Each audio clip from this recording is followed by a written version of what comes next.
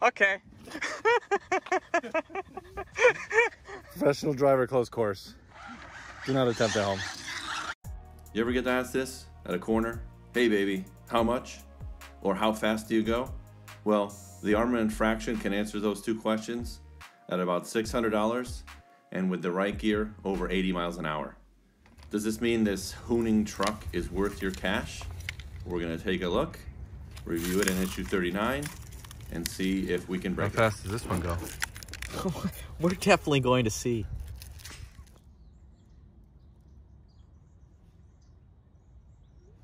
Everything's set. Well, it works. That's a good sign. Step one. Step one complete. Yeah. Nothing caught on fire. Nope. We won. This big chassis comes in two forms. One in a more speedrun focused IndyCar-esque body, and this awesome looking pickup truck with a giant wing and a huge front splitter. Simply put, it looks freaking amazing. But pickup trucks don't handle. I don't know if you knew this, but the race cars aren't trucks on purpose because that flatbed does cause aerodynamic problems. But hooning is a different thing. Ken Block taught you that. You just drift everywhere. Let's take a look at the chassis, and here we go. Underneath, you get a classic 8th scale buggy layout with the more forward motor. They may call it mid-motor, but that's sort of on the front to me, putting that traction up front. First thing you're going to notice is a giant, like 308 millimeter red aluminum brace going down the middle. That's to add stiffness and help from stopping you bending the thing in half, because when you're going to crash, and you are going to crash, it's going to take some safety measures like that big bumper and a brace and a couple Hail Marys and a whatever you want to pray to stop it from breaking, because it goes fast and it doesn't have a lot of grip. But looking at the chassis, you get 2 battery locations. You can do 4S or 6S. Big boys do 6S, 4S. You know, we get it. You can't do it, but it accepts either. One of the cooler things that you'll notice, and we'll show this a little bit later, is out the rear you have a giant splitter that GT3 RS or like a Japanese drifter would be proud to have or embarrassed to have, depending on how you look at it. But it's got all the good stuff looking underneath, and it's fast. And just a quick rundown of some of the other features. You got CVDs in the front, or dog bones in the rear. 3 diffs, 10K, 100K, 10K. We did notice that the rear diff on ours was very tight. I don't know if it was bound up or too much oil, but something to look at. Just make sure the diffs feel smooth. They shouldn't bind and kind of be posi traction anyway, except for the center diff. That's kind of what you want.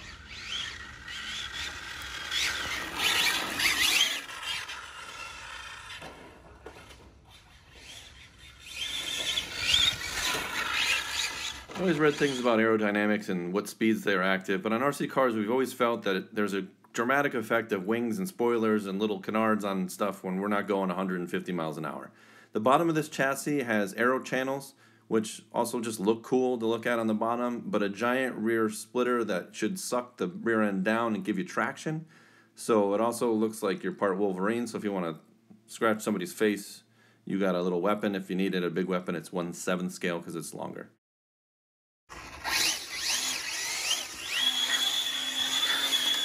A lot of things look plastic because they're painted black like the shock towers, but the aluminum shocks look pretty. They're in red. I don't know. Red's pretty. I like you. Adjustable collars, threaded body. Not a lot of travel. If you look, you can only see maybe a millimeter of travel, which in the terms of them claiming this can go off-road, I don't know an off-road car that only has 1 millimeter of travel or 15 millimeters of ride height. But hey, if you go off-road, you know, it's going to be my mistake.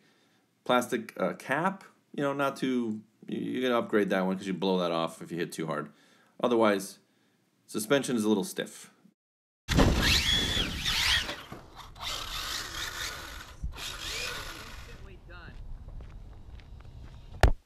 Suspension bits are all pretty beefy, bendy plastic, so it's made for more of durability than performance. You get aluminum hubs, some camber adjustments, and droop adjustments, but you can also see here that you can't really adjust the droop because that's pretty far down. I don't know, you get an extra 0.5 millimeter, whoop-de-doo. The motor itself, giant 2050 kV motor that can take up to 6S, 150 amp speed control. You get a metal spur gear, that's why you can hear it. It's pretty loud, it's not that quiet, but that's better, so you know you have to deal with the gear whine from metal gears. You also get that sweet aluminum center diff motor mount. Obviously that's a motor dummy. but that slides in and out, making the gear mesh easier to do, and if you knock it out. Here's another picture of that brace set up to the front, the steering rack, dual bell crank, all kind of standard stuff.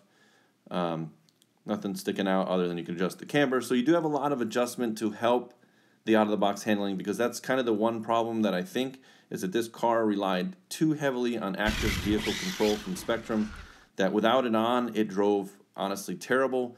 It goes straight, it doesn't want to turn, and then when it turns, it wants to spin out.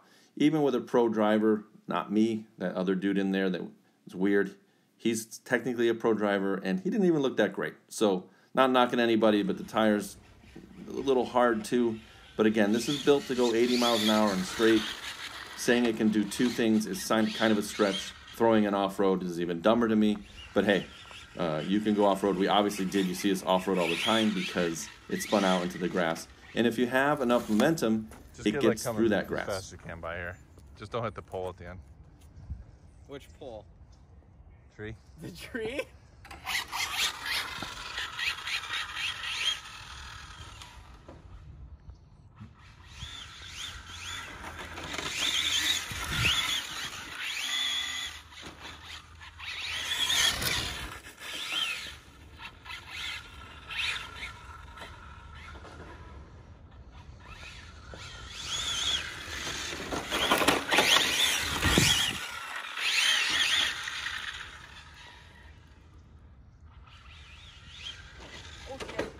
Pole, see, told you. To be fair, this should have been tested in a giant empty parking lot, which is really ugly for photos and video. You just see a dot drive by you. We tried something a little bit more fun, sort of to mimic a racetrack or something that you would hoon in through cities or a warehouse or on a dock or wherever else Ken did it. But in the end, it kind of just exposed some of the downfalls of the handling of this car, that it's very tick-tocky. Like, you could see it just wanting to drift all the time. But when you watch it with me, who's a more of an average driver, you have to really flick it to get it to turn. And then it's a little more unstable, and you have to rely on active vehicle control. Again, I really think that this car probably was undrivable without it. And I do remember meeting someone in that industry that once said, this is going to allow us to release cars that are undrivable. So you can see we're fixing the splitter. We did bend it. It's better for high speed. You can take it off, but you're going to ruin the body more. It's there. It's a cheap piece of plastic, so it's expendable. We broke it. Matt broke it first. He's going to blame me, a little liar. But there's a lot of donuts you can do. You can also get it to go straight and tune this thing. The body is a downfall in the straight line. Again, a pickup truck isn't the ideal model for high-speed runs or rear handling because it creates lift. And that's why that giant diffuser in the back is smart. It's going to try to suck that rear end down, but still doesn't hide some of the flaws and things. Was this fun? The answer is 122% yes. Even in this dumb RV park, you know, that's an RV Clark. It was fun, and I wouldn't say that I wouldn't buy it. You know, under $1,000, you have an insane speed run car, drifting car. Not an off-road car, not even close. Maybe if you slap some off-road tires on it, you can get it there. But for under $1,000, it's badass looking. We had a good time with it. We didn't really break it. We just broke a splitter. Awesome job. That's a sexy guy right there. Oh, that's me. It's not bad. You know? Not in its natural habitat. Here's your off-road capability. Don't rely on the box saying go off-road. It's a bunch of BS.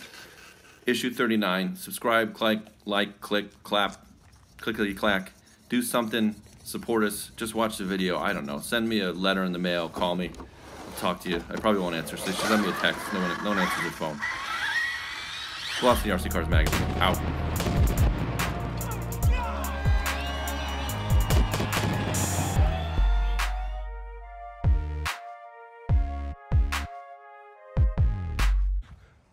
You want me to say that? I don't know if you could say the professional driver part. I put it, fuck you, air quotes. Let's go. You broke it first, by the way. I don't know if you knew that. Well, you told me to jump it, and Yeah. you're not supposed to jump. I told myself to jump it. How about that? Yeah, that's true. Let me take off the splitter now that you now. Look at this. Magnificentness. I think that's how it comes from the factory. But with a 2.0 wrench, we can take off a part we don't need right now. But now I think we'll ruin the front of the body. I won't try and jump it. Don't jump it. Well, we'll have to not have Jared drive it.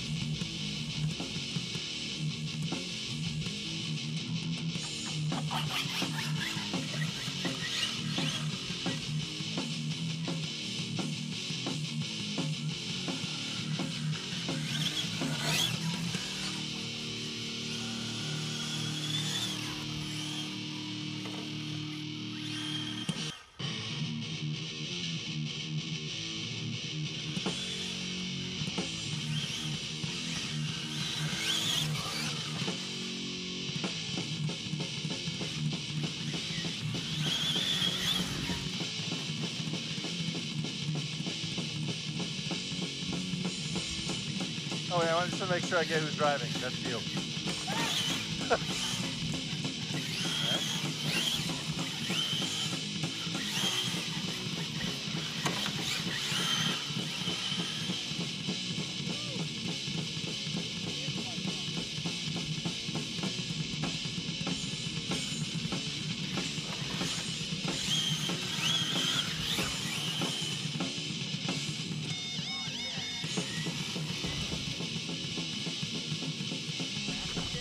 I like the crash now.